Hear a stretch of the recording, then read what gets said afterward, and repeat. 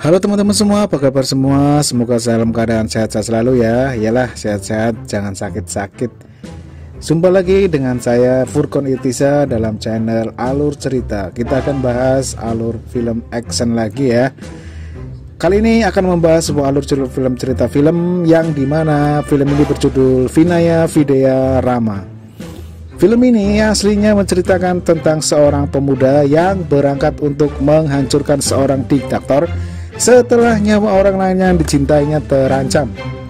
Dan dalam perjalanan di kisahnya terdapat satu kata yang menjadi tolak ukur tentang pertemanan, yaitu solidaritas. Seperti biasa, sebelum masuk ke ceritanya, jangan lupa kita siapkan minuman, kopi, atau teh manis supaya lebih enak kita mendengarnya. Oke, langsung saja, nggak usah lama-lama. Ya, alur ceritanya. Cerita diawali dari melihatkannya 4 orang bocah yatim piatu yang sedang berjuang bertahan hidup dengan memunguti barang-barang bekas, makan dan minum. Sisanya pun mereka ambil untuk sekedar mengejal perut mereka yang kelaparan. Barang bekas tersebut mereka jual untuk sedikit mendapatkan uang. Mereka berempat di malam hari tidur dari satu tempat ke tempat yang lainnya, dari satu stasiun ke stasiun lainnya. Kesedihan bagi mereka semakin terasa karena mereka selalu diusir oleh polisi atau preman di sana. Hingga di suatu malam, mereka tidak sengaja melihat beberapa penjahat yang sedang menculik para bocah. Karena ketahuan oleh penjahat ini, mereka langsung berlari kabur. Mereka ketakutan dibunuh kembali oleh penjahat itu. Di keesokan harinya, mereka berempat memutuskan untuk bunuh diri dengan duduk di rel kereta api.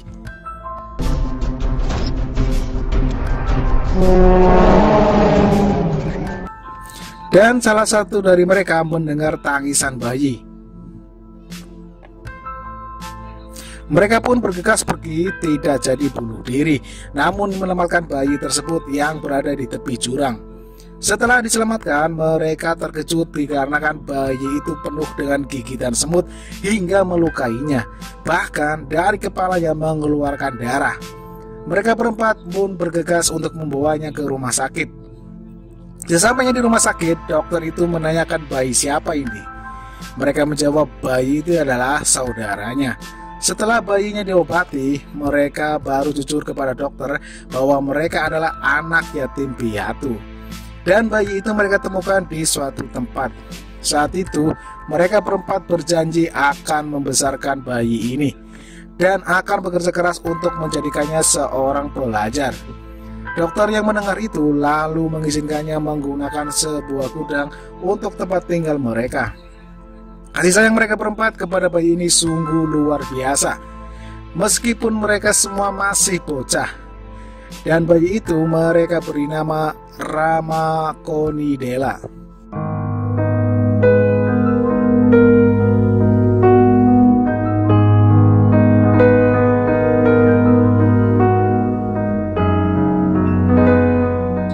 Singkat cerita, Rama sekarang berusia sekitar 6 tahun dan baru saja masuk ke sekolah SD. Suatu ketika, 4 saudaranya disekap oleh seorang penjahat. Lalu datanglah Rama melihat 4 kakaknya akan dibunuh oleh penjahat itu.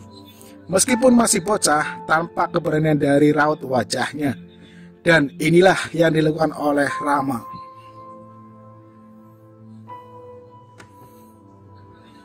Kembali ke dokter yang sudah menjadi ayah angkat mereka, mengetahui aksi yang dilakukan oleh Rama, lalu mendatanginya.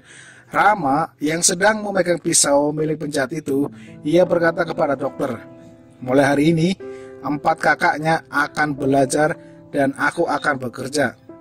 Dia mengucapkannya berulang kali. Dokter yang sekaligus menjadi ayah angkat mereka memasukkan ke-4 kakaknya untuk sekolah juga. Singkat cerita, 4 kakaknya sudah menikah dan berkeluarga. Dan akhirnya dengan Rama.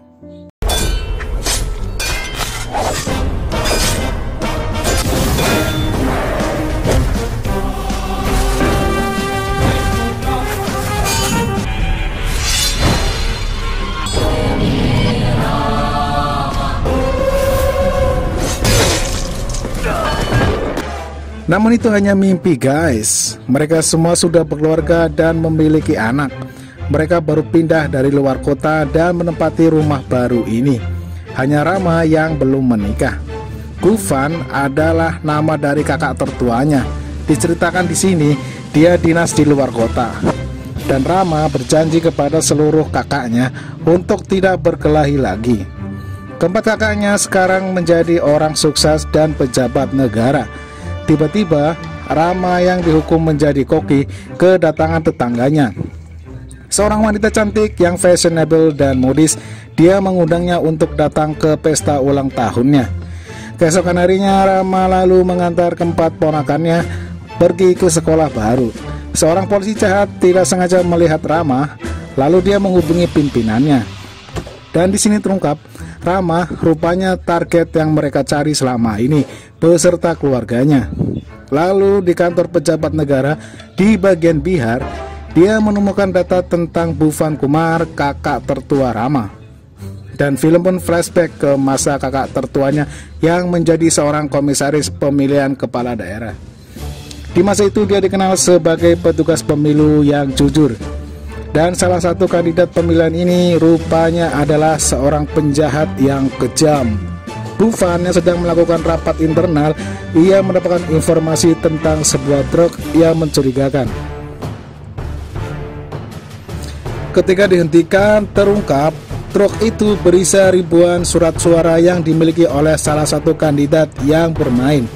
Kandidat yang bernama Balen, saudara ipar dari pimpinan oposisi yang bernama Pandem, yang dikenal sebagai orang yang kejam. Dia datang ke kantor Bhuvan untuk mengambil truk yang berisi surat suara miliknya dan menyuapnya dengan setumpuk uang berikut sebuah mobil. Karena Bhuvan menolaknya, bahkan akan mendiskualifikasinya, dia mengancam akan mengerahkan pasukannya dan seorang algojo untuk menghabisi mereka. Lalu datanglah Ram ke tempat algojo penjahat itu. Kita saksikan aksinya guys.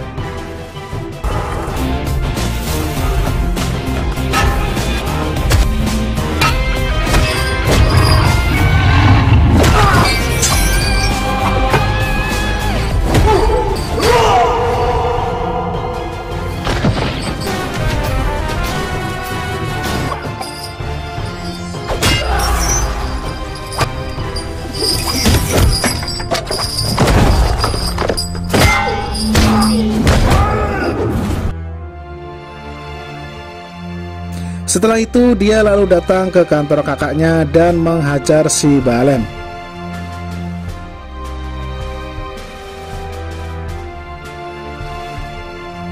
Hingga stasiun televisi memberitakan aksi Ram ini. Karena hal tersebut, Bhuvan dan Ram mengharuskan meminta maaf kepada pihak yang dirugikan. Hingga akhirnya mau atau tidak mau, Bhuvan dan Rama datang untuk meminta maaf. Namun terlihat Rama seperti tidak ikhlas untuk berkata maaf. Pandem lalu meminta mereka membuat permintaan maaf secara tertulis. Merasa kakaknya dilecehkan, Rama kembali menunjukkan amarahnya.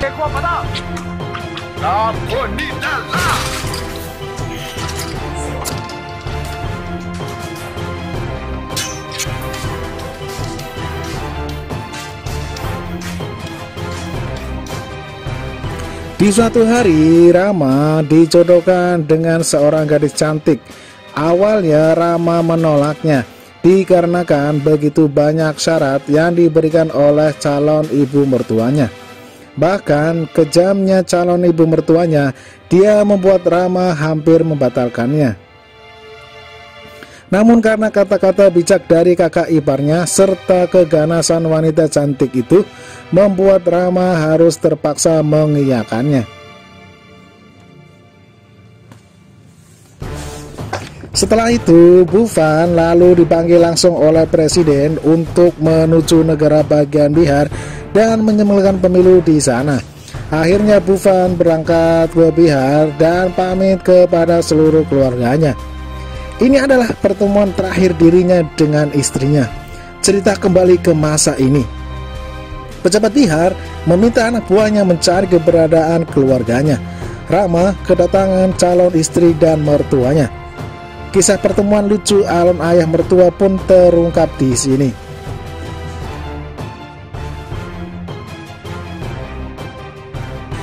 Lalu seorang penjahat besar bernama Raja Bai telah siuman. Dia memiliki ribuan pasukan.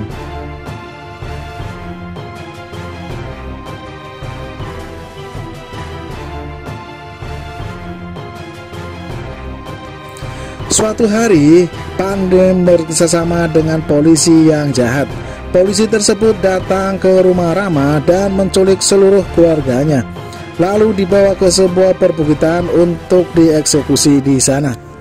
Rama yang mengetahui itu lalu mengajarnya.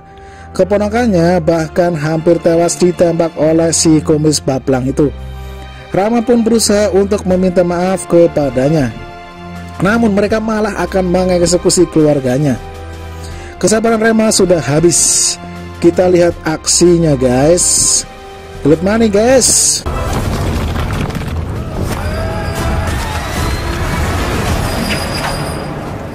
Biasalah India guys.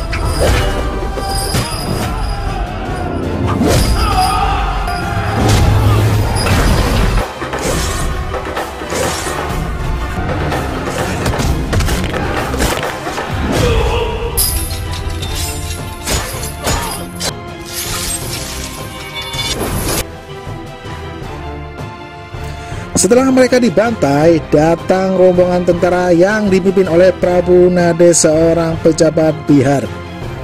Dia menjelaskan sepak terjang Raja Bai dan kekejamannya. Cerita flashback kembali.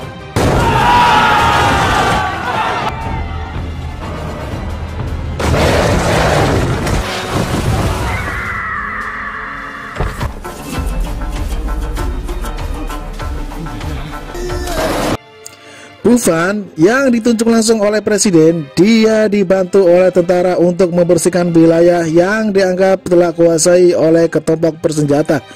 Perjuangan Bufan ini tidak mudah. Raja Bai melakukan balas dendam, dia menghabisi seluruh tentara di sana.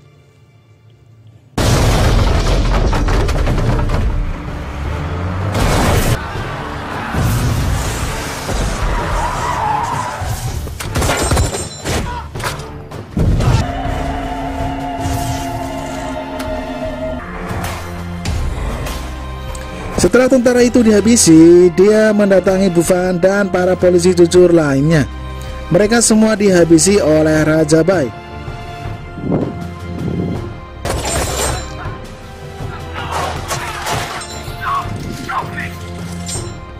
Bufan pun diharuskan memakai gelang kaki pertanda dirinya sudah dikuasai oleh mereka.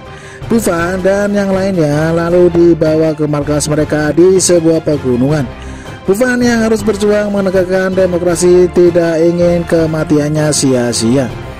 Dia lalu sekuat tenaga untuk lari dan mencari sinyal untuk menghubungi Rama.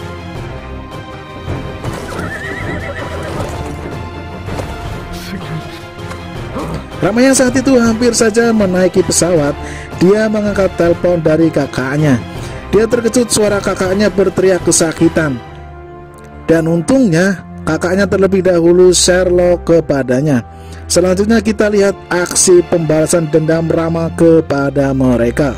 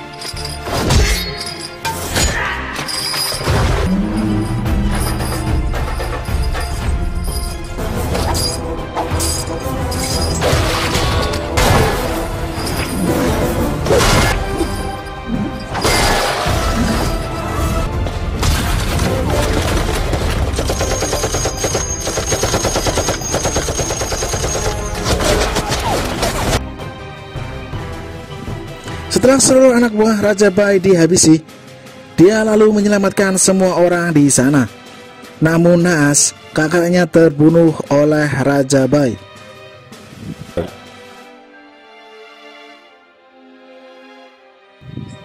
Istrinya Bufan yang mendengar kenyataan bahwa suaminya sebenarnya sudah meninggal dibiar dibunuh oleh Raja Bai, dan Rama yang khawatir tentang kesedihan yang akan dialami oleh kakak iparnya menutup kenyataan bahwa kakaknya Bufan telah tewas dan dimakamkan di perbukitan.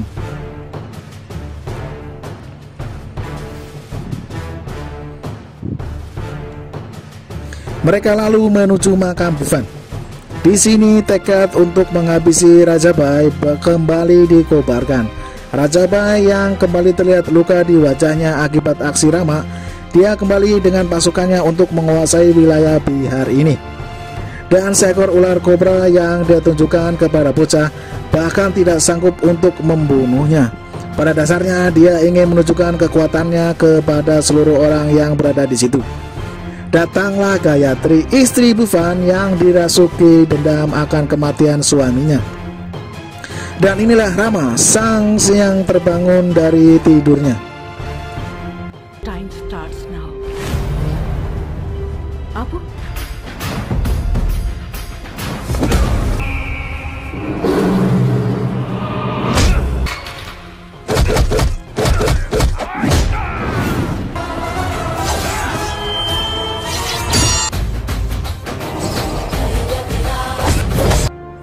Akhirnya Raja Bai pun tewas. Dia terpenggal kepalanya oleh pedangnya sendiri yang tertancap di pohon. Dan di akhir cerita, bayangan kakaknya Bufan berada di sampingnya. Dan film pun habis. Oke, bagaimana menurut kalian alur cerita film dari Vinaya Virirama ini? Wah, memang ini gila ceritanya. Solidaritas memang ditonjolkan di persaudaraan mereka. Dari mereka bocah, tidak ada yang mempedulikan mereka, tidak ada yang mempertanyakan mereka. Hidup bersama, susah bersama selamanya. Mereka hidup tanpa ikatan, tapi siap bertaruh nyawa jika saudara mereka terancam. Mereka juga tidak punya orang tua, tetapi mereka masih punya segalanya. Langit dan bumi adalah saudara mereka. Mereka saling menjaga dari kecil sampai mereka dewasa, karena di dalamnya ada kebersamaan, kehangatan, saling terikat satu sama lainnya. Susah sama susah, senang sama senang. Hidup sebenar menanggungan, seperti kopi yang selalu menunjukkan solidaritasnya kepada saya. Seruput dulu,